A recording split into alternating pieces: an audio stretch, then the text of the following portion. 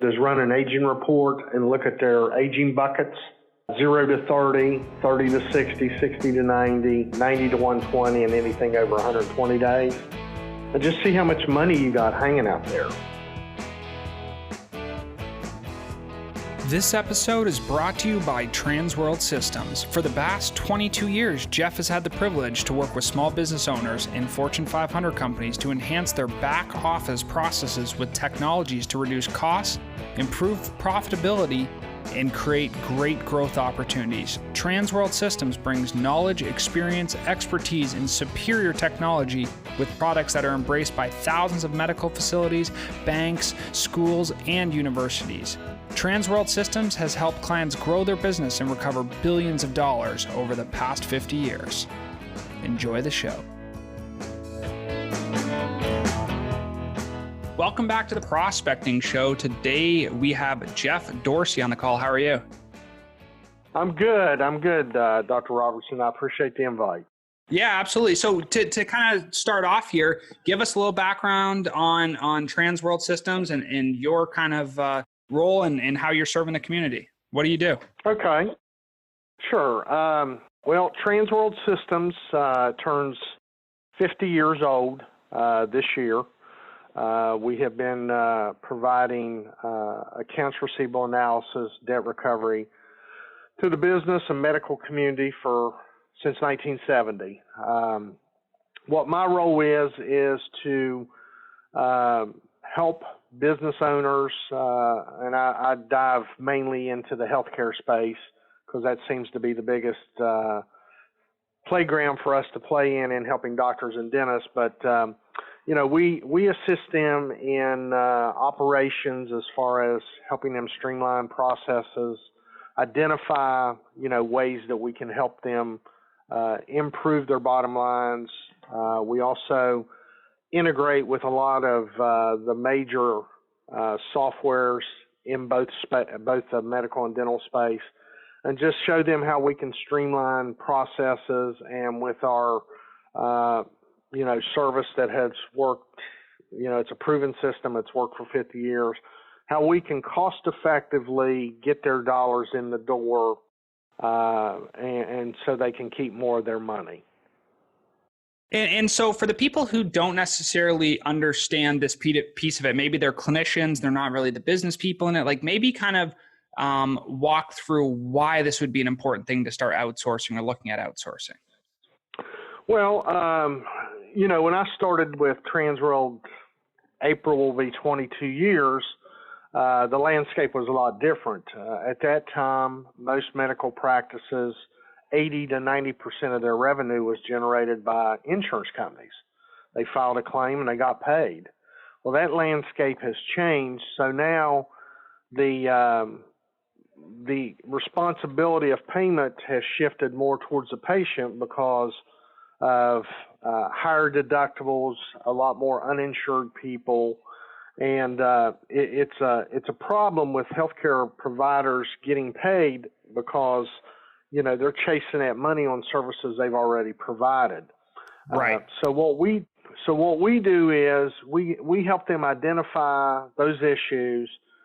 We show them how we are very professional and we don't alienate their patients, and how we can help them identify ways to get their dollars in the door without them having to write off a ton of money every year. And the other thing is, we can show them how to help with some of those slow-paying insurance claims by some of these insurance companies that aren't paying them in a timely fashion also. And so for the people that, are going through this process, maybe they have someone internally who's doing some of this management or doing some of the bills and trying to do the collections, and they've got to the point where they really can't collect. When do they start engaging you? Well, that's a great question. I've got a book of clients of about 500 clinics, and they all are different. We can make recommendations of when we feel that they can most optimize our services, but it ranges anywhere from 60 days to a year old. We like to get the accounts between 90 and 180 days Okay. because that gives the staff the ability to do what they're being paid to do in trying to collect those accounts. But, the problem is as those accounts age out, they've got new business coming in that they've got to take care of. And, in most cases, they just don't have the staff or the resources to handle the influx that they get. So this is really a capacity issue in most cases, yeah? It is. I mean, I'll give you an example. There's a dental school that I work with, and when I started with those guys, they had 5 people in their business office. And, they, just to put it in perspective, 2 years ago, I don't know what their numbers were last year, but 2 years ago, they saw 90,000 patients. When I met with them, they were just getting overwhelmed. So that was 7 years ago. They plugged us in as somebody that could help take the workload off their staff. Yeah, they've increased their staff a little bit, but not much. But we've been able to collect over $1 million for this one entity just by, plugging in a couple of processes and a couple of our services.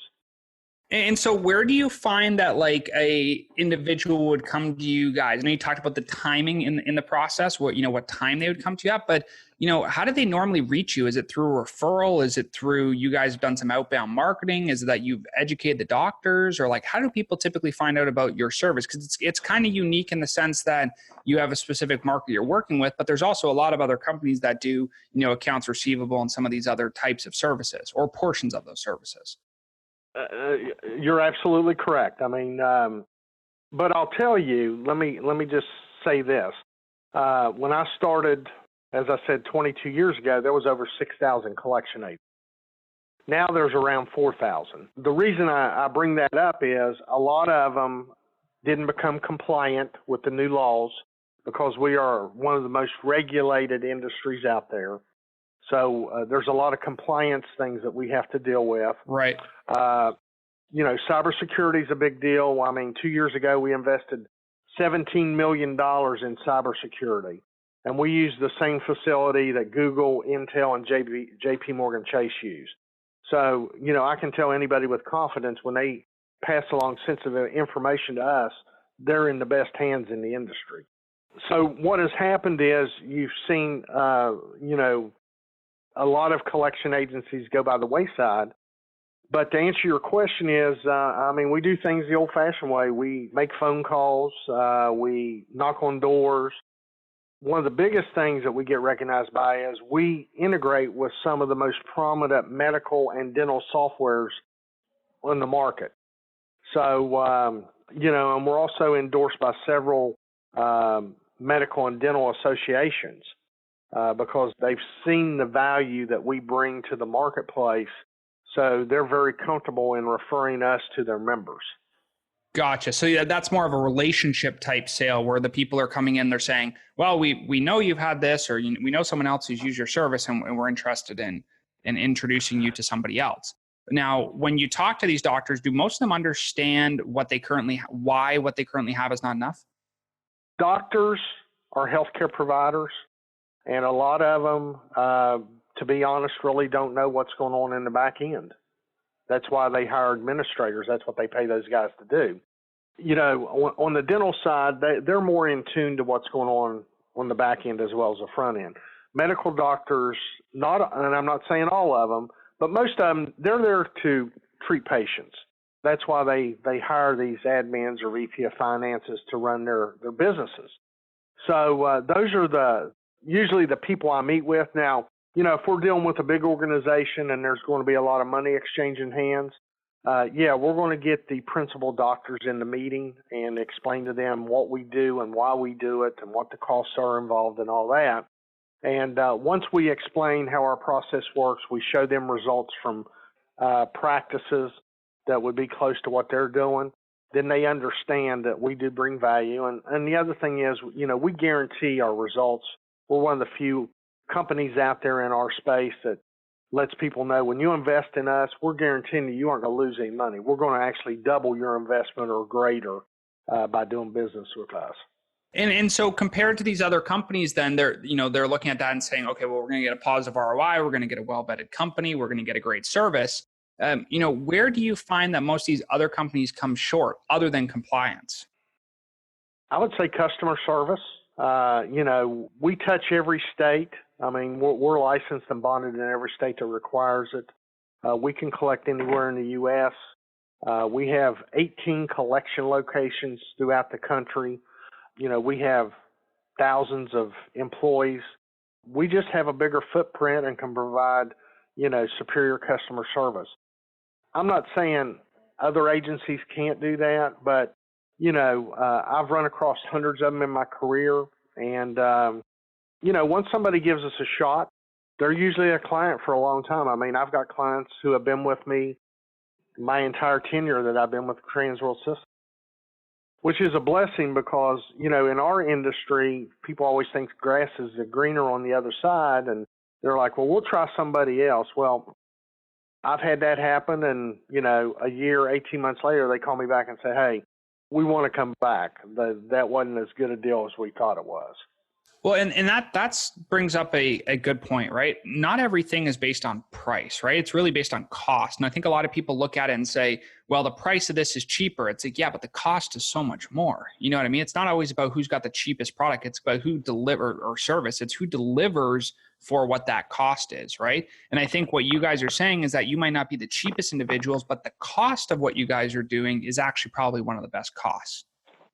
Well, it is. And, let's say, we have two different programs. We collect money on a flat fee basis, and we also collect it on a contingency basis, which the majority of our competitors do that. Okay. But, it's like I tell people, it doesn't matter if I came in and told you I was going to collect your money for 10%.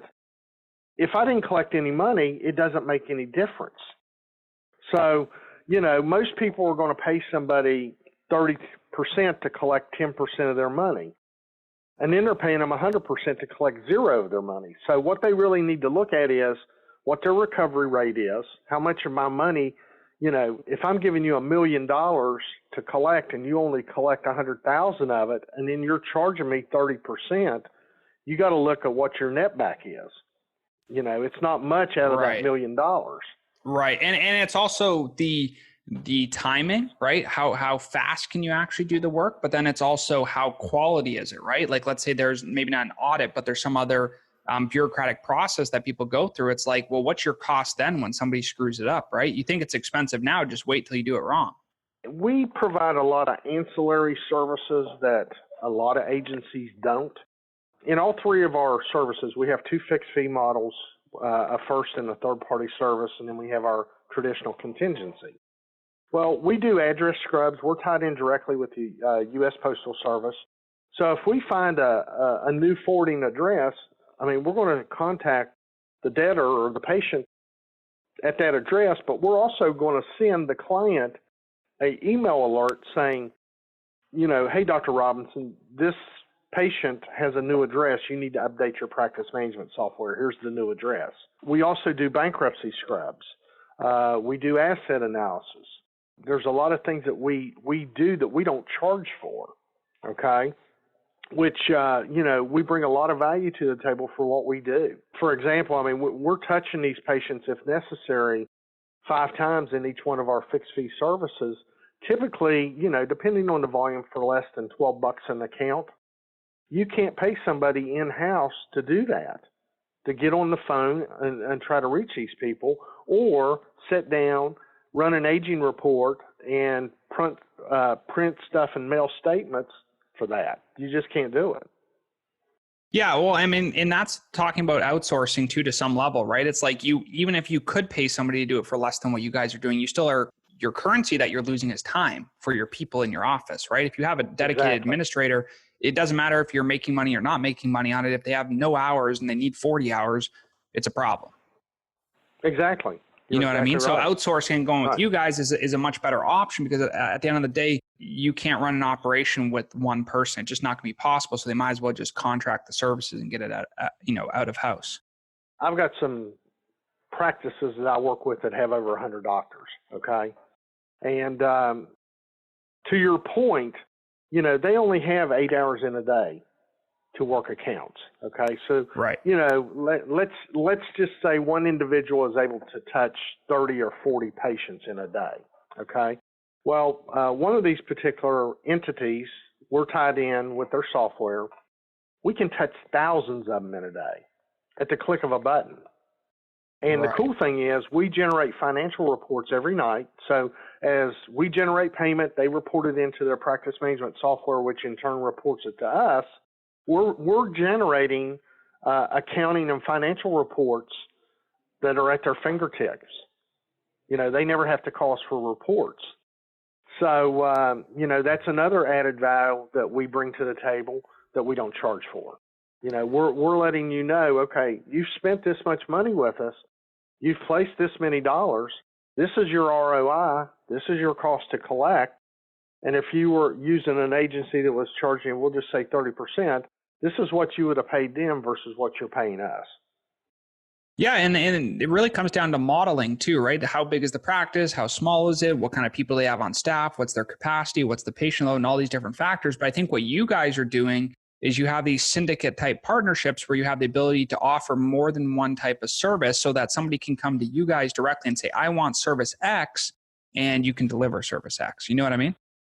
Exactly. And the great thing about, I'll have single doctor practices call me up and we'll get to talk and they're like, well, you guys are too big for us. And I'll say, no, we built our business working with practices just like yours. So the cool thing is we can work with single doctor practices up to, we've got healthcare systems that have 2,000 plus doctors. Wow. Well, and that's the diversity of what you guys are doing, right? You're offering a service that's really scalable depending on how many doctors are in there or how many staff members there are. And then that's a good opportunity because then you can work with a wide variety of people. That's exactly right. And the other thing is, the one thing that we stress to our clients, they never lose control of the accounts. They have to press the easy button, so to speak, on to determine, what accounts they want us to work for them. It's not, we can set up automation to where they automatically go. We don't recommend that. We want our clients, the medical or dental facilities, to look at those accounts and make a good business decision whether that debtor should come to us. We don't want them automatically going. So they have total control of everything that we do. Right. And so in your experience, because you've been doing this a while and you have, multiple different services you guys are offering, where should a practice focus be if they don't have any of these systems in place? Where do you recommend they go first? Well, it all starts at the front desk. If somebody owes a copay, they got to collect it. The problem is you've got a lot of these practices that aren't disciplined when patients come in, and then that snowball starts rolling down the hill and gets bigger and bigger because the front desk hadn't done their job in collecting the copays or doing the billing. I've brought on practices that hadn't sent statements out in 6 to 12 months. I'm like, how do you intend on getting paid if you aren't billing people? Right. So, there's a lot of holes out there, not as much as there used to be, but there still are. And, it's a training thing. If you've got a good front office, you don't have a lot of problems because your claims are getting filed properly. You're picking up your copays. Bills are going out when they're supposed to go out. Like I tell people, a medical facility is no different than a retail store. You got customers coming in. They consume your services, you need to be paid and you need to collect that money. Right. And on top of that, you need to be conscious of the amount of time that you're going to invest in doing that, right? Because at the end of the day, it might be a loss if you're spending more money than you're getting. Exactly. So that's where the outplacement or I guess outsourcing would come into place, where it'd say, listen, like, you can't be good at everything you do. We treat patients here and we serve patients here. But what we can do is we can outsource with a partner like yourself to get some of these processes taken care of so that you don't have to do it. Exactly. Yep. Yeah. I don't use the dirty word collection agency. I like to identify us as a financial technology company because we handle a lot of money and we bring technology to the table to streamline and help with the operations of a business or a medical facility. Right. And in your experience, then, once people start working with you, do they tend to request or ask for these other services? Is that they kind of come in through, some of that collection work and kind of recovering some of the funds that are sitting out there? And then do they kind of go up the chain and start working through some of your other professional services? Well, what happens is we go ahead and set them up for all of them, but they choose which one they want to use. Got it. So Okay. There's no cost for us to set them up. All we do is make recommendations. I might say to you, Dr. Robertson, I might say, okay, any accounts you have that are 30 to 60 days, you might want to use our first-party accelerator service, where we're going to do 3 reminder letters and 2 phone calls as your practice, where our name is nowhere associated on these contacts. And what we've seen with our practices that do that are 3 things. It reduces the billing cycle by 60% because most practices are doing a 30, 60, 90-day billing cycle. It speeds the cash up because the contacts are more frequent every 7 days as opposed to every 30 days. And you also identify your problem patients faster. Instead of waiting 90 days to do it, you're going to find it out within 60 days. And then with the profit recovery, those accounts are going to be 90 to 180, but we collect money up to a year with that service. That's where we're sending the 5 third-party legal collection demands where our name is on it. And then anything over a year, I recommend 6 months, but we have a lot of clients that will wait till a year and then they turn it over to our collections. And the reason I recommend 6 months, once you have an account that hits a year, you got about a 10% probability of collecting it. Really? So it goes down that much? Absolutely. Yeah, we've got a chart that was, it was actually designed by the Department of Commerce, United States Department of Commerce, but when you have an account that reaches 6 months old, you've got about a 30% chance to collect it at that age. So we're all about the age. We don't care about the dollar amount. We're worried about the age of the account.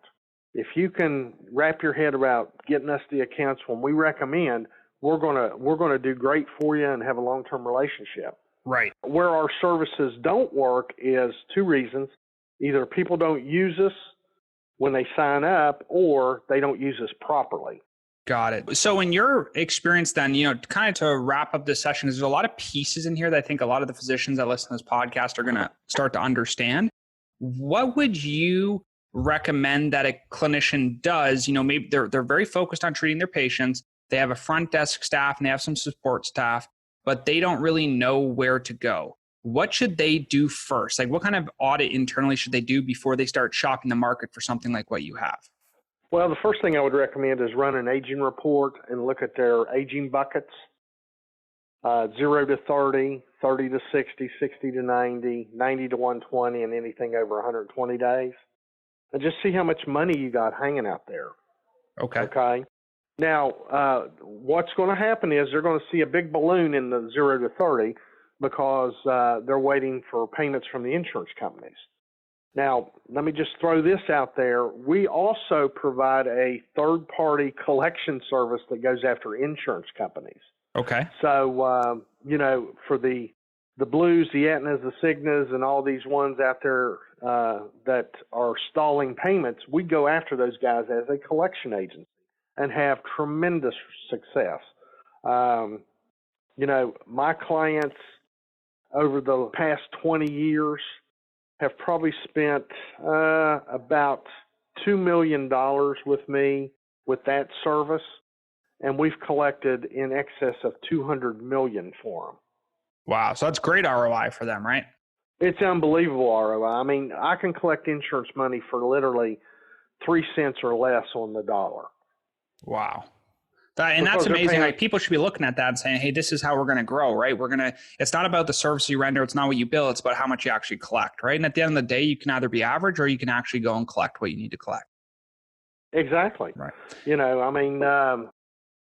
I've got a hospital for the last 20 years. All I have done for them is collect automobile insurance, liability claims.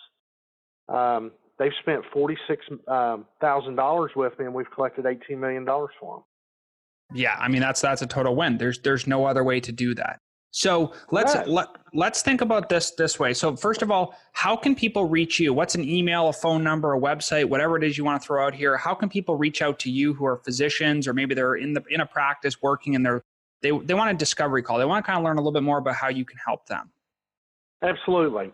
My office number is 706-854-0162. My cell phone is 706-267-7513. My email is Jeff, Jeff Dorsey, Dorsey, at transworldsystems.com. And my website is www.gotsi.com/Jeff Dorsey. Awesome. Well, thank you so much for explaining that and kind of going through the different processes. Because I think a lot of doctors are going to value the process, because I think a lot of them rely so heavily on a front desk or a support staff member to be able to manage this. But by them listening to this episode of the podcast and having a better understanding of the process, they can be better teachers, educators, and facilitators of their business growth. Yeah, and let me just throw this out there. I'm always willing to help somebody. You don't have to do business with me for me to help you. I'm all about helping these doctors because they work extremely hard, and unfortunately, the general public thinks they have rooms full of money and they don't know how expensive it is to run a practice.